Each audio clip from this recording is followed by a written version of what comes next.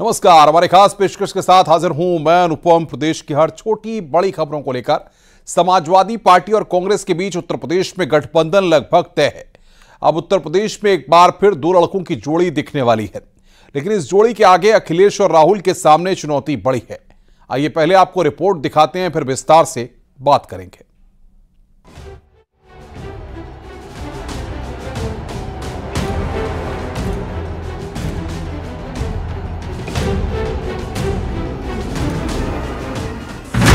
UP में बन गई बात, कांग्रेस एसपी साथ।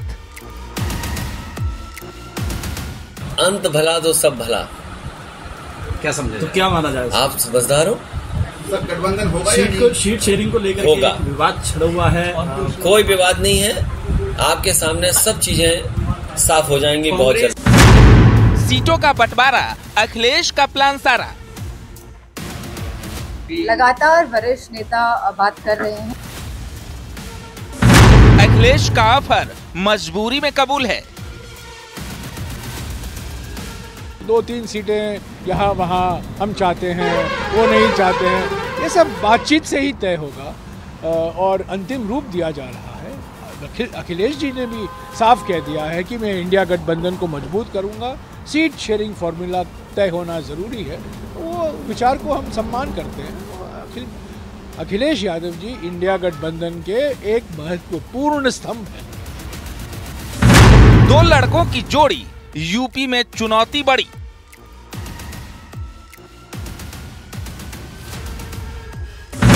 साथ तो आ गए, चुनाव तक टिक पाएंगे? अंत भला तो सब भला, खत्म शिकवा गिला। अंत भला तो सब भला।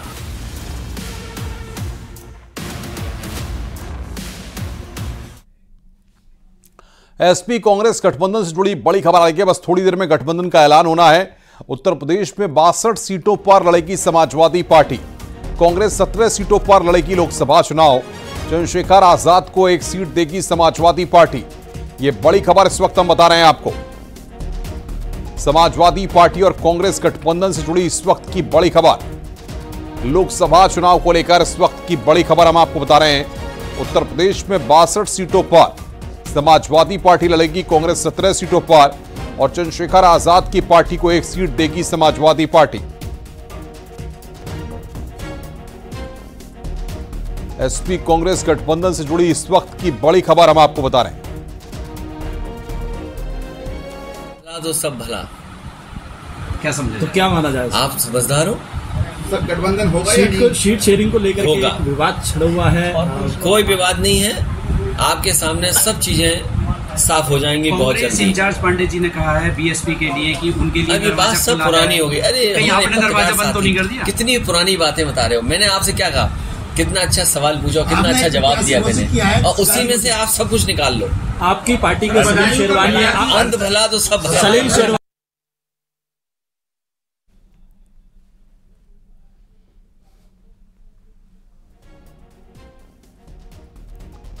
तो ग्राफिक्स के जरिए आपको बता रहे हैं कि क्या अब तक 2009 के लोकसभा चुनाव में प्रतिशत रहा है, वो आप यहां पर देख रहे हैं। पार्टियों का वोट प्रतिशत इस वक्त हम आपको दिखा रहे हैं। ओबीसी वोटर किसके साथ हैं? बीजेपी को 22% वोट मिले। 2009 में कांग्रेस को 24% वोट मिले। 2014 में बीजेपी को 64% वोट मिले। 2019 में बीजेपी को 44%, कांग्रेस को 15%।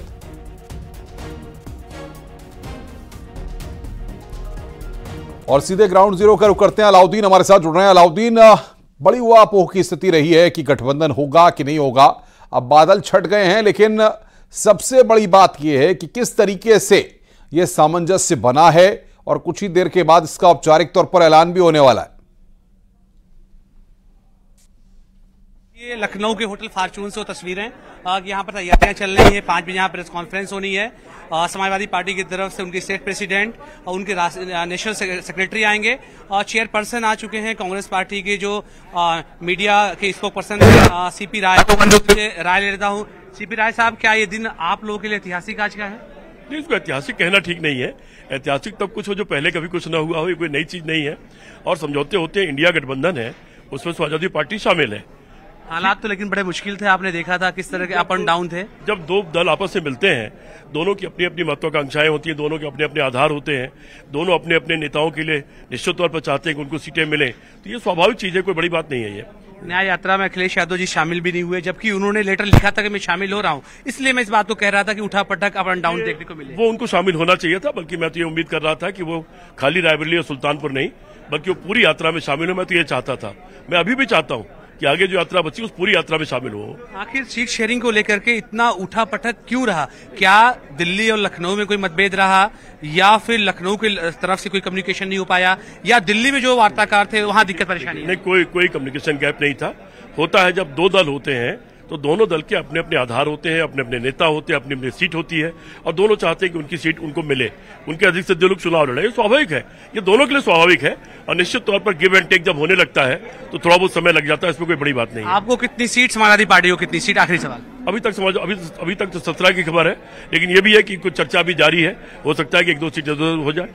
ये थे सीपी राय, जो कि नेशनल कन्वीनर हैं और साथ में मीडिया जो उसके विंग के चेयरमैन हैं। साथ और साथ देखिए, ये न्यूज़ 18 एक्सक्लूसिव तस्वीरें दिखा रहा है।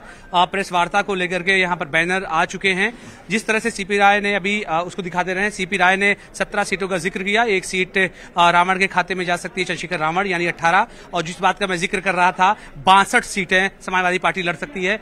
सुनील सिंह साजन भी यहाँ पर आ गए हैं, जो स्पोक पर्सन समाजवादी पार्टी के, यानी समाजवादी पार्टी के नेता भी आना हुए शुरू हो गए हैं। सुनील जी, क्या फैसला आखिर में हुआ है? हालांकि ऑफिशियली ऐलान मैं देख पा रहा हूँ मंच में अभी थोड़ी देर बाद होगा। क्या 62, 17 और 1 का फार्मूला है? अब मुझे लगता है जो भी फार्मूला है चंद आप लोगों के सामने आने आप इसलिए बोल दीजिए क्योंकि सीपी राय साहब ने 17 का मान लिया है, इसलिए आपको बोल देना चाहिए। आप ठीक है, अगर उन्होंने 17 माना है, वो गठबंधन में है, तो हो सकता है उनके पास जानकारी हो। लेकिन मुझे लगता है कि अभी जो असली जानकारी है वो मीडिया के माध्यम से भी, जब प्रेस कॉन्फ्रेंस होगी संयुक्त समाजवादी पार्टी कांग्रेस की, तो उसमें सब चीजें आ जाएंगी, सीटवार आ जाएंगी। बड़ा एक सवाल है जमीन पर कार्यकर्ताओं का, जो खींचतान बनी रही कई महीनों तक। अजय राय के बयान, आपकी तरफ से तमाम बयान रहे, जमीन पर चीजों को फिर कैसे आप दुरुस्त करेंगे? ये भी तो एक चैलेंज होगा। जमीन पर लोग भाजपा से बहुत नाराज हैं और समाजवादी पार्टी ने बहुत काम किया है जमीन पर, बूथ पर, सेक्टर पर, लोगों के बीच। अब जब गठबंधन हो गया है तो हम लोग मिल के काम करेंगे, मिल के लड़ेंगे, मिल के भाजपा को हराएंगे। साजन साफ तौर से तैयारियां अपनी आखिरी दौर में हैं। इनके प्रभारी भी अविनाश पांडे अब आने वाले हैं। लेकिन ये बात सच है कि अजय राय ने जिस तरह से मोर्चा खोला था, अखिलेश यादव के खिलाफ लगातार वो बयान दे रहे थे। आज देखने वाली बात होगी अब वो कैसे अपनी बात को रखते हैं। अविनाश पांडे ने भी इस बात को लेकर के उनके खिलाफ ही बयानबाजी की थी। कांग्रेस पार्टी के नेताओं ने भी एक तरह से बहुत जबरदस्त हमला बोला था। फिर समाजवादी पार्टी के नेताओं की तरफ से भी हमले की इजाद और शुरुआत हुई थी। तो कुल मिलाकर के होटल फॉर्चून ये है, माना जा रहा है कि ठीक 5 बजे यहाँ प्रेस कॉन्फ्रेंस होनी शुरू हो जाएगी। तमाम दोनों पार्टियों के जो बड़े नेता है, दिग्गज नेता, स्पोक पर्सन हैं, जिम्मेदारान लोग हैं, वो यहाँ आना शुरू हो गए हैं। जो सीट शेयरिंग का फार्मूला है वो इस तरह से है कि 62 पर समाजवादी पार्टी जा रही है, 17 पर फिलहाल जो है कि सीपी राय ने भी माना इस बात को, कांग्रेस जा रही है, 1 पर चंद्रशेखर रावण को वो जो है चुनाव लड़ने के लिए कह रहे हैं। हालांकि वो एक बात ये भी कह रहे थे, खासतौर से जिस तरह से बलिया की सीट को लेकर के बहुत ज्यादा मतभेद था, मुरादाबाद की सीट को लेकर मतभेद था, तो वो तमाम सीटें अब समाजवादी पार्टी के खेमे में ही जा रही हैं। तो ऐसे में कुल मिलाकर के जिस तरह के हालात बने हैं, उसमें सबसे इंपॉर्टेंट खबर ये है कि उत्तर प्रदेश के अतिरिक्त राज्य के बाहर भी समाजवादी पार्टी सीटें लेने में कामयाब रही है। यानी कि आप इस बात को यकीन के साथ मान के चलिए, हालांकि उनके प्रभारी शायद ये बात बोले या ना बोले, लेकिन ये खबर न्यूज़ 18 के पास है कि उत्तर प्रदेश के बाहर यानी मध्य प्रदेश और उत्तराखंड में भी समाजवादी पार्टी ने सीटें मांगी हैं और उसमें सीटें कांग्रेस देने को राजी हो गई है। एक बार हमारे साथ जुड़ने के लिए और तमाम अपडेट्स देने के लिए अलाउद्दीन हमारे संवाददाता इस वक्त की बड़ी खबर पर ग्राउंड जीरो से अपडेट दे रहे थे। और जैसे ही ये प्रेस कॉन्फ्रेंस शुरू होगी, हम आपको तुरंत इस प्रेस कॉन्फ्रेंस में भी ले चलेंगे और वहां से ताजा अपडेट दिखवाएंगे। बहरहाल आगे बढ़ते हैं। राहुल गांधी की यात्रा में एक बार फिर विवादित टिप्पणी हुई है, साथ ही राहुल गांधी की यात्रा को विरोध का भी सामना करना पड़ा। ऐसे में अब बीजेपी भी इस मसले पर कांग्रेस को निशाने पर ले रही है।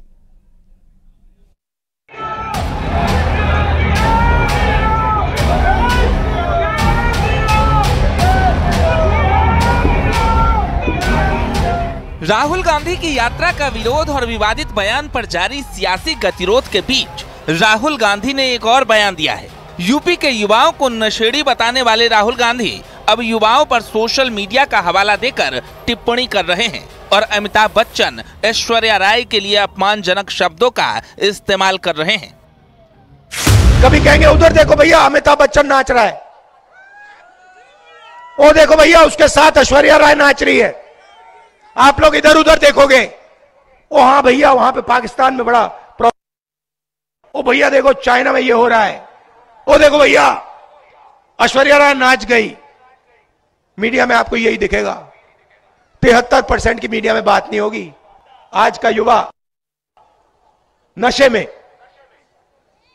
मैंने वहां देखा, बनारस में देखा, सड़क पे देखा, नहीं तो अगर शराब नहीं पी रहा तो फिर इस मोबाइल फोन पे 7-8